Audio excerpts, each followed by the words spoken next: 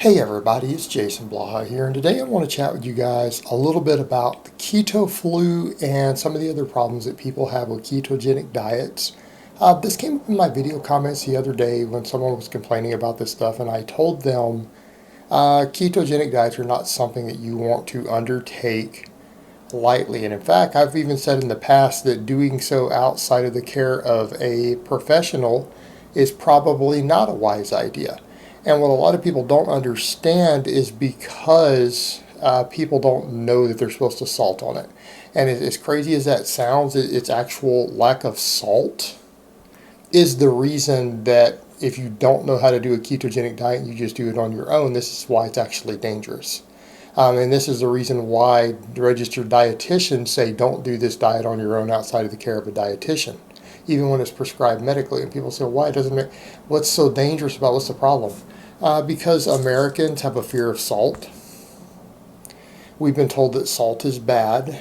And a lot of times, particularly people who are very physique oriented, tend to watch their sodium intake. Okay.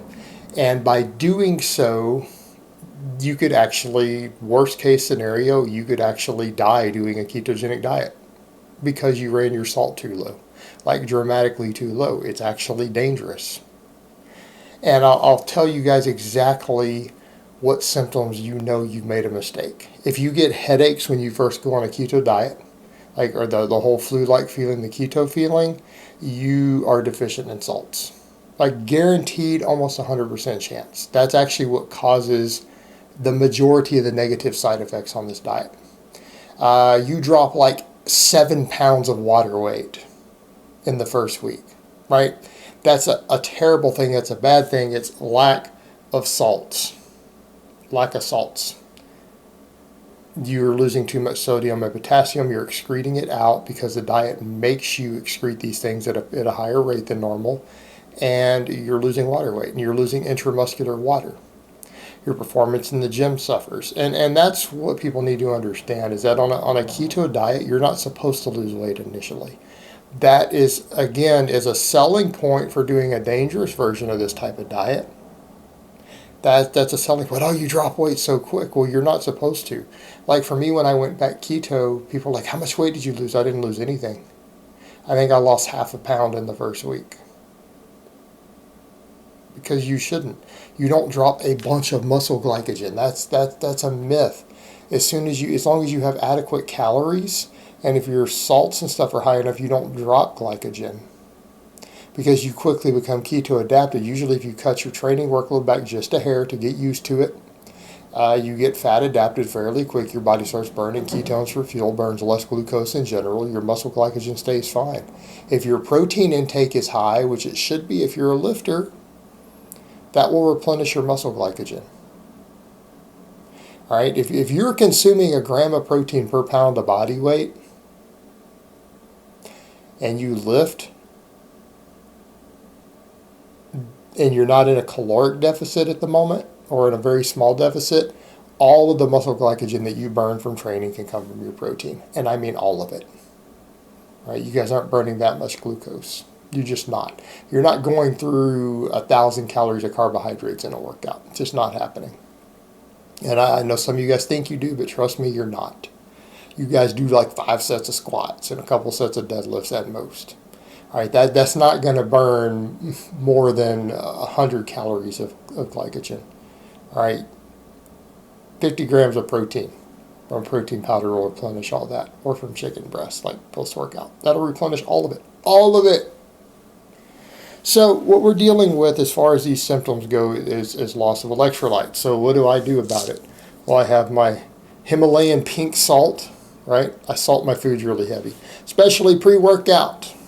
Pre-workout, I try to get 2 grams of sodium in before I train.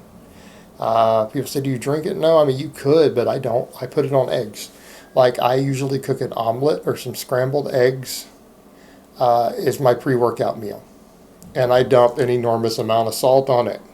Sometimes I throw a little bit of my light salt, or you can use no salt. This is a mixture of potassium and sodium-based salts. So you get a little more potassium. A couple sprinkles of this with plenty of sea salt, put in my breakfast, my pre-workout meal. Done. Problem solved.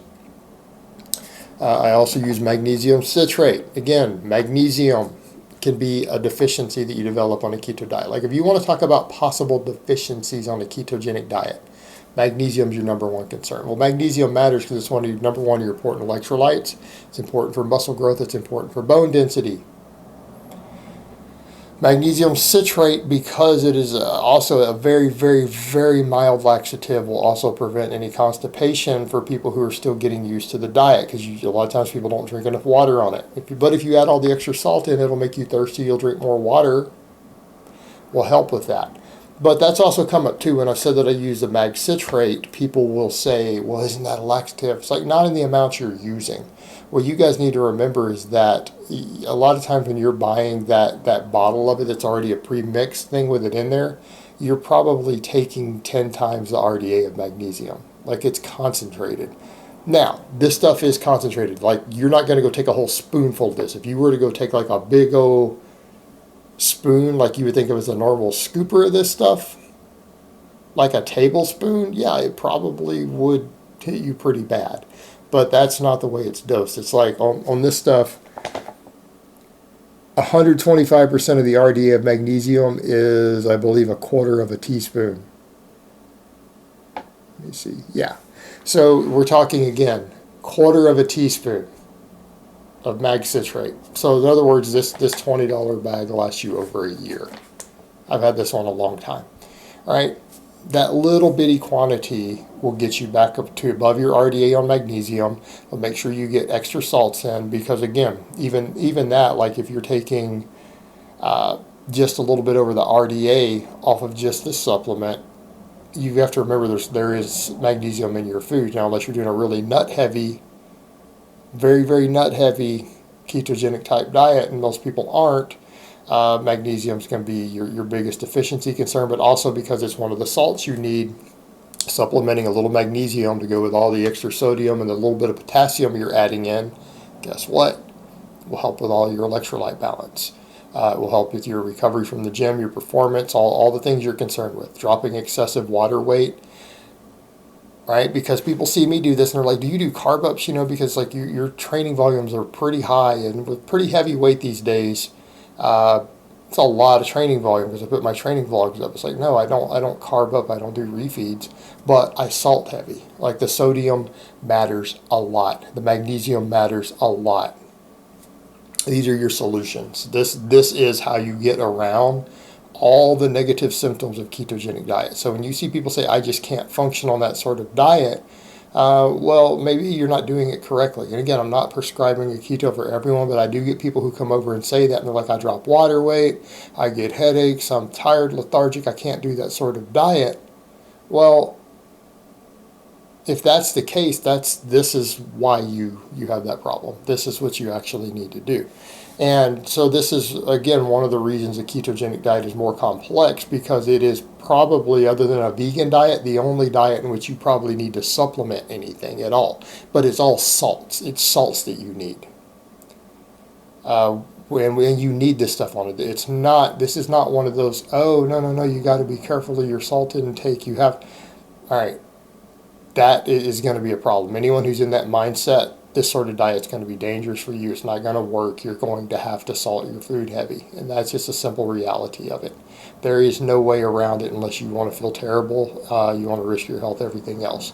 And what you also need to understand is, come back over to the point, there are a lot of myths about nutrition out there regarding sodium intake, hypertension, things like that. People who, number one, are training hard, because anyone who's on my channel, you guys train, you lift, right? Or you wouldn't be here. You wouldn't be watching me. These are less of a problem for you already.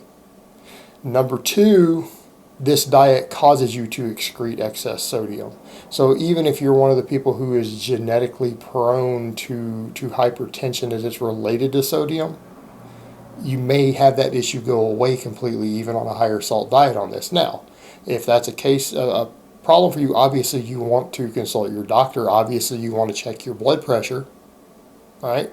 Obviously you want to do that if it's a concern for you, but the default assumption that it's going to be is not necessarily true. It's probably false, because again, most people are going to tend to excrete their excess sodium quite easily on this form of diet.